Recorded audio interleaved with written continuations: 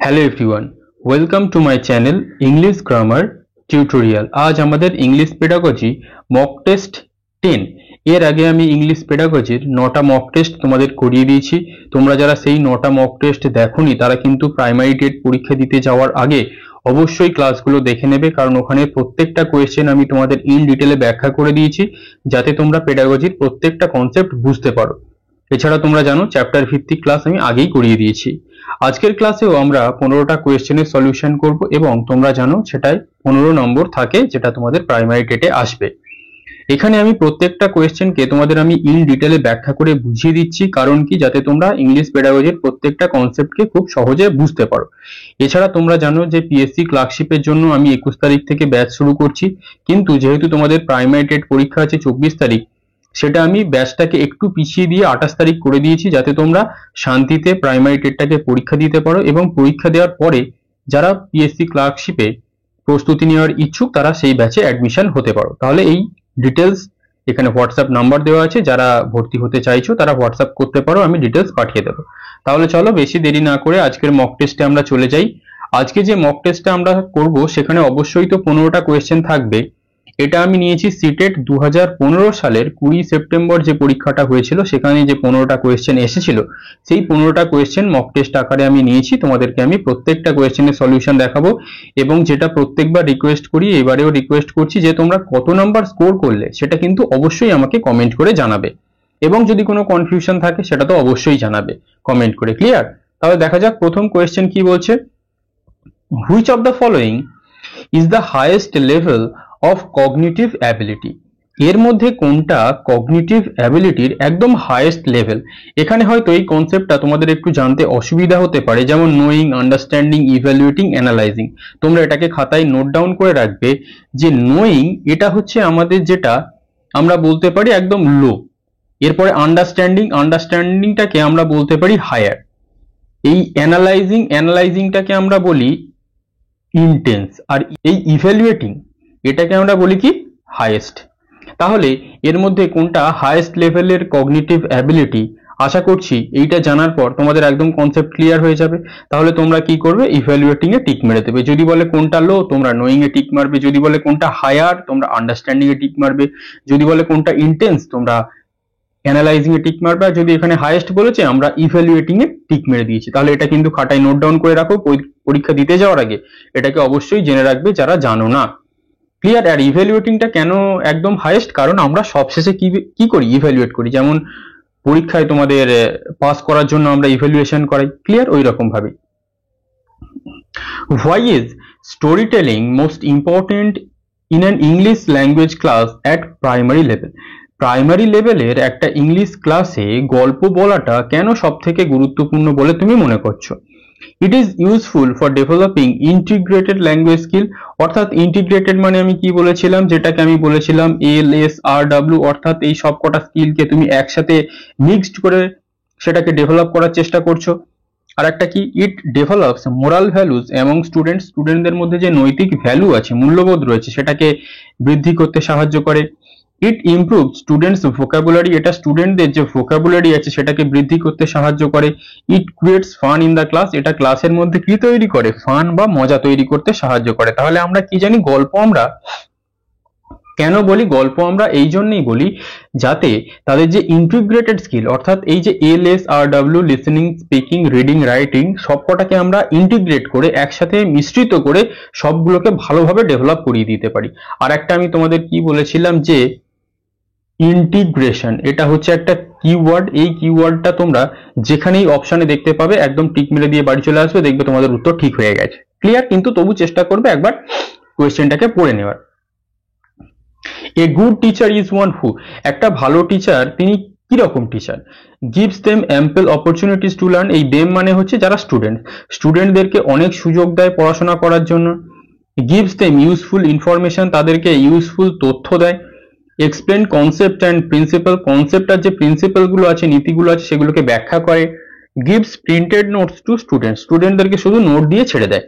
তাহলে একজন তিনি ভালো টিচার তখনই হবেন যখন তিনি স্টুডেন্টদেরকে কি করবেন, অ্যাম্পল অপরচুনিটিস, পর্যাপ্ত সুযোগ দেবেন কোনো কিছুকে লার্ন করার জন্য। অর্থাৎ কেউ একটা ভুল করেছে, তাকে কিন্তু আমাকে বকলে হবে না, তাকে কিন্তু আমাকে আরো সুযোগ দিতে হবে। Clear? Next, which of the following helps in learning the second language without using the printed text? Printed text মানে আমরা কি বলতে পারি, বুক। বুক মানে কি, যেখানে তোমরা সবকিছুকে প্রিন্ট আকারে দেখতে পাও, যে লেটার গুলোকে, ওয়ার্ড গুলোকে, অক্ষরগুলো, সেন্টেন্স গুলো। ক্লিয়ার? তাহলে এর মধ্যে কোনটা আমরা প্রিন্টেড টেক্সট ছাড়াই সেকেন্ড ল্যাঙ্গুয়েজটাকে শিখতে পারি? এটা কিন্তু খুব একটা গুরুত্বপূর্ণ কনসেপ্ট, জেনে রেখে দেবে। Situation approach, natural approach, language immersion, grammar translation method. অনেক জায়গায় তোমরা দেখবে ন্যাচারাল অ্যাপ্রোচটা সেখানে সঠিক দেওয়া আছে। এখানে তোমাদের কি বলেছে, সেকেন্ড ল্যাঙ্গুয়েজ আমরা কোনটাকে without using the printed text, অর্থাৎ বই ছাড়া বা কোনো লিখিত জিনিস ছাড়া পড়ার চেষ্টা করি। এখানে কিন্তু যদি আমরা ফার্স্ট ল্যাঙ্গুয়েজ শিখি, সেখানে আমরা বলতে পারি যে ন্যাচারাল অ্যাপ্রোচ আমরা প্রাকৃতিকভাবে শিখতে পারি। কিন্তু যখনই আমাদের কাছে সেকেন্ড ল্যাঙ্গুয়েজ চলে আসবে, তখন আমাদের কি করতে হবে? তখন আমাদের ল্যাঙ্গুয়েজ ইমার্শনে টিক মারতে হবে। এই ল্যাঙ্গুয়েজ ইমার্শন কথার অর্থ কি, এখানে কোনো রকম প্রিন্টেড টেক্সট ছাড়াই সেকেন্ড ল্যাঙ্গুয়েজকে শেখানো হয়, অর্থাৎ এখানে কোনো লেটার, ওয়ার্ড এইসব জিনিস থাকে না। এমন হতে পারে মুখে মুখে শিখিয়ে দেওয়া হয়। ক্লিয়ার? তাহলে ল্যাঙ্গুয়েজ ইমার্শন কোন রকম বই ছাড়া, প্রিন্টেড টেক্সট ছাড়া এখানে সেকেন্ড ল্যাঙ্গুয়েজটাকে শেখানো হয়। এই জিনিসটাকে একদম মাথায় গেঁথে নেবে। A person who is a fluent speaker is likely to possess. একটা ব্যক্তি যে খুব ভালো কথা বলতে পারে, তিনি কেন কথা বলতে পারে? লাইকলি টু পজেস মানে তার অধিকারে এমন কি আছে যে সে ভালো কথা বলতে পারছে? Logical, mathematical ability. কারো যদি ম্যাথামেটিক্যাল অ্যাবিলিটি, দক্ষতা ভালো হয়, সে যে ভালো কথা বলতে পারবে, কোনো কথা নেই। বডিলি কাইনেস্থেটিক অ্যাবিলিটি, তার মানে কি, সে ভালো বডি মুভমেন্ট করতে পারে, তার জন্য সে ভালো নিশ্চয়ই কথা বলতে পারবে না। মিউজিক্যাল অ্যাবিলিটি, যে ভালো গান করতে পারে, ভালো গান করতে পারে মানে সে ভালো কথা বলতে পারবে, কোনোদিন হতে পারে না। তাহলে আমাদের সঠিক উত্তর কি হয়ে গেল? Verbal linguistic ability. আমরা ভার্বাল মানেই কি জানি, যেটা আমাদের মৌখিক। লিঙ্গুইস্টিক মানে কি, ভাষাগত। অ্যাবিলিটি মানে কি, দক্ষতা। তাহলে মৌখিক ভাষাগত দক্ষতা মানেই হচ্ছে সে একজন fluent speaker. Clear? Next, which approach emphasizes interaction as the means and the goal of learning a language?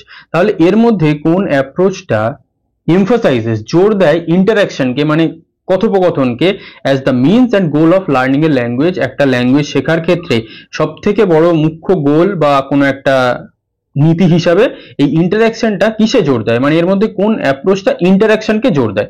Communicative, oral, immersion, silent way. তাহলে ইন্টারাকশন মানে আমরা কি জানি, বোথ ওয়ে কমিউনিকেশন। আমি একটা কিছু বলছি, তুমি একটা কিছু বলছো, তার মানে একদম সহজ কমিউনিকেটিভ অ্যাপ্রোচ। কমিউনিকেটিভ অ্যাপ্রোচ যেখানেই থাকবে সেখানেই ইন্টারাকশনে জোর দেওয়া হবে, কারণ কমিউনিকেশন মানে কি, এই যে মুখোমুখি কথোপকথন, কারোর সাথে তুমি কথা বলছো, সেইটা। Clear? Next, maximum participation of students during teaching in a language classroom is possible through, অর্থাৎ কোন জিনিসের মাধ্যমে একটা ক্লাসে তুমি স্টুডেন্টদের সব থেকে বেশি পার্টিসিপেট করাতে পারবে, অংশগ্রহণ করাতে পারবে? লেকচার মেথডের দ্বারা, ট্রান্সলেশন মেথডের দ্বারা, ইন্ডাকটিভ মেথডের দ্বারা, নাকি ডিসকাশন এন্ড ডেমনস্ট্রেশন মেথডের দ্বারা?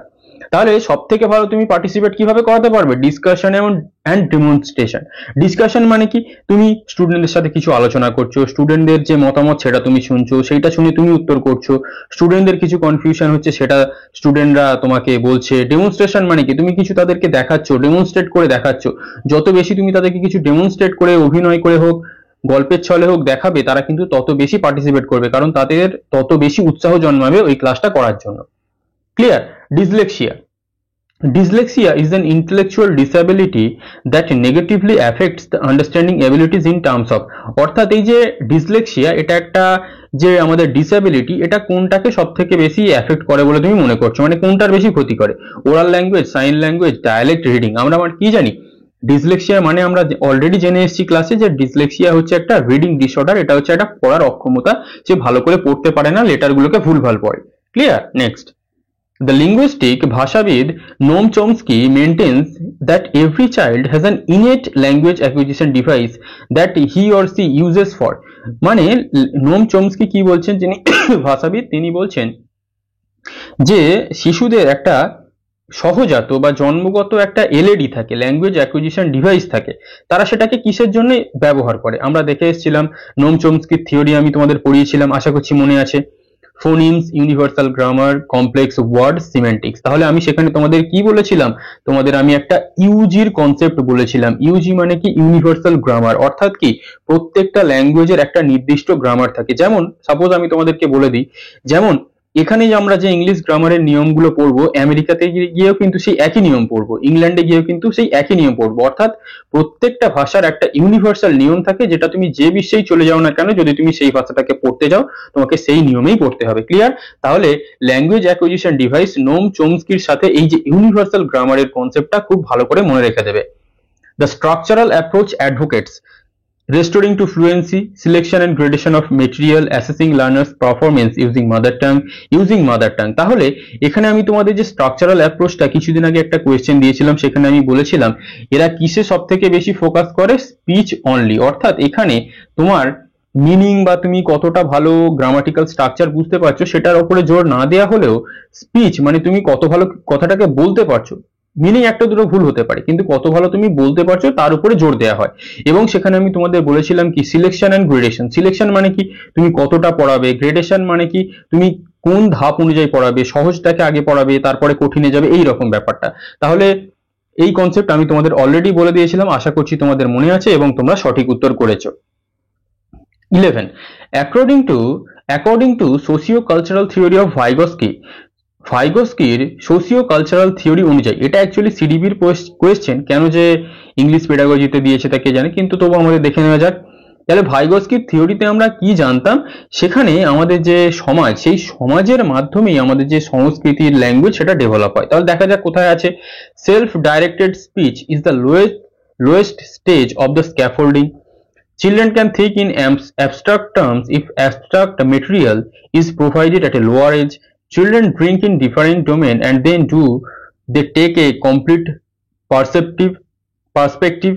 Culture helps in language development। তাহলে এখানে দেখো যে অপশনগুলো রয়েছে তার সাথে ভাইগস্কির থিওরির কোনো মিলই নেই। তাহলে ভাইগস্কির থিওরিতে আমরা কি দেখেছিলাম যে আমাদের সোশিও কালচারাল থিওরি, তাহলে সোশিও কালচারাল থিওরি, এখানে দেখো কালচারাল ওয়ার্ডটা একমাত্র একটা অপশনই আছে, culture helps in language development. অর্থাৎ আমাদের যে সংস্কৃতি রয়েছে, আমরা যে পরিবেশে থাকি, সেইটা আমাদের ভাষার যে উন্নতি সেটা করতে সাহায্য করে। যেমন তুমি পরিবেশে থেকে ভাষাটাকে শিখে যাও, ফার্স্ট ল্যাঙ্গুয়েজটাকে বিশেষ করে। তাহলে এখানে দেখো যখন তুমি একটু ছোট্ট করে নিজের কনসেপ্টটাকে কাজে লাগাবে, দেখো এখানে সোশিও কালচারাল থিওরি বলেছে এবং এর মধ্যে কোনোটাই কালচারের মানে উল্লেখই নেই, তাহলে আমরা ডাইরেক্ট 4-এ চলে যাব। এইরকম ভাবে যখন তোমরা হয়তো কোনো কোয়েশ্চেন পারবে না, একটু বুদ্ধিটাকে কাজে লাগাবে, এই কোয়েশ্চেনে কি বলতে চাইছে সেটা দেখার চেষ্টা করবে। What is the main purpose of poetry recitation in a language classroom? Language ক্লাসরুমে পোয়েট্রি যে আমরা রিসাইট করি, আবৃত্তি করি, তার মেন উদ্দেশ্য কি? Two appreciate and enjoy the poem, two give their opinions about the poem, to become aware of the poet and her work, to know the historical background of the poem. অর্থাৎ কি, to know the historical background, অর্থাৎ পোয়েমের যে ঐতিহাসিক background বা প্রেক্ষাপট রয়েছে সেটা জানার জন্য। To become aware of the poet and her work, কবি এবং তার যে কাজ সম্পর্কে আমাদের সচেতন হওয়ার জন্য। To give their opinions about the poem, poem সম্পর্কে আমাদের যে মতামত আছে সেটা দেওয়ার জন্য, নাকি to appreciate and enjoy the poem, কবিতাটাকে অ্যাপ্রিসিয়েট করব, আমরা প্রশংসা করব, এনজয় করব। অর্থাৎ আমরা যখন কোনো কবিতা পড়বো তার আমরা একটু ভুল ভ্রান্তি, ধরো আমাদের কিছু একটু কোনো একটা টার্মসে ভুল হয়ে গেল, কোনো একটা সেন্টেন্সে ভুল হয়ে গেল, অত কিছুতে আমরা যাব না। যখন আমরা কোনো কবিতাটাকে পড়বো বা বাচ্চাদেরকে আমরা কবিতাটাকে পড়াবো, তখন দেখতে হবে তারা যেন সেই কবিতাটার মধ্যে একটা আনন্দ অনুভব করে, তারা যেন নিজেদের মধ্যে থেকে কবিতার যে মর্মার্থ, যে ইনার মিনিং, সেটা বুঝতে পারে এবং সেটাকে অ্যাপ্রিসিয়েট করে। এবং তোমরা যখন প্রাইমারি টিচার হবে, পড়াবে, এটাকে খেয়াল রাখবে। Who strongly maintains that language is learnt by imitation of stimuli and reinforcement of correct responses. অর্থাৎ তোমরা কি শিখেছিলে, সিডিপিরই এটা একটা চ্যাপ্টার, তোমরা শিখেছিলে এসআর অর্থাৎ স্টিমুলাস আর রেসপন্স। যেখানে স্টিমুলাস আর রেসপন্স মানে কি, যেখানে কোনো কিছু বাচ্চা অনুকরণ করে শেখার চেষ্টা করে এবং সেটাকে রেসপন্স করে, উত্তর করে। তাহলে তোমরা স্টিমুলাস আর রেসপন্সের যে কনসেপ্ট সেটা কে দিয়েছে? অ্যালবার্ট বান্দুরা, কার্ট লুইন, টলম্যান, আর না হলে বিএফ স্কিনার। তাহলে তোমরা সবাই এই কনসেপ্ট জানো যে বিএফ স্কিনার কিসের থিওরি দিয়েছে? স্টিমুলাস আর রেসপন্স। অর্থাৎ কি, অনুকরণ করছো এবং রেসপন্স করছো। বাচ্চারা কি করে? অনুকরণের মাধ্যমে শেখে, সেটাও কিন্তু ওই স্কিনারের বক্তব্য। Under which activity do recognizing sounds and deducing meanings come? এর মধ্যে কোন অ্যাক্টিভিটিটার মাধ্যমে আমরা কোনো সাউন্ডকে বুঝতে পারি বা সেই সাউন্ডের যে মিনিং সেটাকে অনুধাবন করতে পারি? তাহলে স্পিকিং, লিসেনিং, রিডিং আর রাইটিং। সাউন্ড মানে কি? এই যে আমি তোমার সামনে কথা বলছি, আমি যেটা বলছি তুমি বুঝতে পারছো, তার মানে তুমি কি করে বুঝতে পারছো? তুমি সেটাকে শুনছো। সাউন্ডটা যদি না তুমি শোনো, যদি না তুমি সেটাকে শুনে কি বলছে সেটা বুঝতে পারো, তাহলে তার কোনো মানে হবে না সেই অ্যাক্টিভিটির। তাহলে একদম এটা একটা বেসিক প্রশ্ন। রেকগনাইজিং সাউন্ড তুমি একমাত্র কিসে করতে পারো? লিসেনিং এর মাধ্যমে। কারণ তুমি যদি না শোনো তুমি কোনো সাউন্ড বুঝতেও পারবে না, কিছু করতেও পারবে না। Clear? Next, during the process of language learning এর যে প্রসেস তার সময় students lack confidence in their pronunciation. স্টুডেন্টরা যে উচ্চারণ ক্ষমতা আছে সেখানে কিছু কনফিডেন্সের অভাব দেখা দেয়। How can one overcome this? কেউ একজন কিভাবে এটাকে ওভারকাম করতে পারবে, মানে বেরিয়ে আসতে পারবে? কারোর ধরো উচ্চারণ করায় ভুল হচ্ছে, সে সেই পজিশন থেকে বা সেই ভুলভ্রান্তি থেকে, সেই অক্ষমতা থেকে কিভাবে বেরিয়ে আসবে? কি করতে পারে? Providing scope for special activities with the help of language experts for removing speaking defects. অর্থাৎ কি, তাকে আমরা একটা স্পেশাল অ্যাক্টিভিটি দিয়ে দেবো যেখানে আমরা একটা তাকে ল্যাঙ্গুয়েজ এক্সপার্ট দিয়ে দেবো যে তার ওই ভুলগুলো আছে সেটাকে শিখিয়ে দেবে। কারেক্টিং মিস্টেক্স ইমিডিয়েটলি, তৎক্ষণাৎ তার মিস্টেকটাকে আমরা ঠিক করে দেবো। রিডিং অ্যালাউড ইন দ্য ক্লাসরুমে তিনি যেটা পড়ছেন বা বাচ্চা যেটা পড়ছে যেখানে মনে হচ্ছে যে তার উচ্চারণে ভুল হচ্ছে, আমি তাকে বলবো তোমরা ওই পজিশনটায় আমি তাকে বলে দেবো যে এইরকম উচ্চারণ, তোমরা এবার সেটাকে জোরে পড়ো। Organizing play like task in which children can talk to one another. তা আমরা একটা খেলার মতো কোনো একটা পরিসর তৈরি করে দেবো, খেলার একটা পরিসর কাজ অ্যাক্টিভিটি তৈরি করে দেবো যেখানে শিশুরা একে অপরের সাথে কথা বলতে পারবে। তাহলে ধরো তুমি এই ক্যাটটাকে ক্যাট উচ্চারণ করেছো এবং এই সিনেমাটাকে কিনেমা উচ্চারণ করেছো। কেন কি? কারণ তুমি সিএটি ক্যাট ক জানো, তাই এটাকে সিনেমা না বলে কিনেমা উচ্চারণ করেছো। তাহলে আমি তোমাকে বলে দেবো যে এটা হচ্ছে সিনেমা, এবং তোমাকে আমি বলবো ক্যাটটাকে তুমি ক্যাট উচ্চারণ করো এবং সিনেমাটাকে তুমি সিনেমা উচ্চারণ করো এবং জোরে জোরে সেটাকে করো। এবং যেখানে যেখানে ভুল হবে আমি তাকে বলবো লাউড রিডিং করতে। অর্থাৎ লাউড রিডিং কিন্তু তোমার প্রোনাউন্সিয়েশন ঠিক করতে খুব মারাত্মক ভূমিকা পালন করতে পারে বাচ্চাদের ক্ষেত্রে। ক্লিয়ার? তাহলে আমরা 15টা কোয়েশ্চেন করলাম এবং তোমাদের কাছে রিকোয়েস্ট, এই 15-এর মধ্যে তোমরা কত স্কোর করতে পারলে সেটা কিন্তু অবশ্যই আমাকে কমেন্ট করে জানাবে। এবং যারা প্রাইমারি এবং যারা পিএসসি ক্লার্কশিপ ব্যাচে আমার অ্যাডমিশন নিতে ইচ্ছুক তারা আমাকে হোয়াটসঅ্যাপ করে দেবে। প্রাইমারি টেট পরীক্ষাটা আগে দিয়ে নাও, তারপরে ওই নিয়ে মাথা ঘামাবে, তার আগে মাথা ঘামানোর কোনো প্রয়োজন নেই। ক্লিয়ার? তাহলে এইরকম মক টেস্ট আরো আমি শুক্রবার পর্যন্ত করাবো, তোমরা এই মক টেস্টের ক্লাসগুলো দেখো, পরীক্ষার আগে তোমাদের খুব হেল্প হবে এটুকু আমি বলতে পারি। কারণ প্রত্যেকটা কনসেপ্ট আমি ক্লিয়ার করে দিচ্ছি, এবং তোমাদের যদি কোনো কনফিউশন থেকে থাকে এই কোয়েশ্চেনে তোমরা কিন্তু অবশ্যই সেটা আমাকে কমেন্ট করে জানাবে। তাহলে আজ এই পর্যন্তই, পরের মক টেস্টের ক্লাসে খুব শীঘ্রই দেখা হবে। Thank you for watching.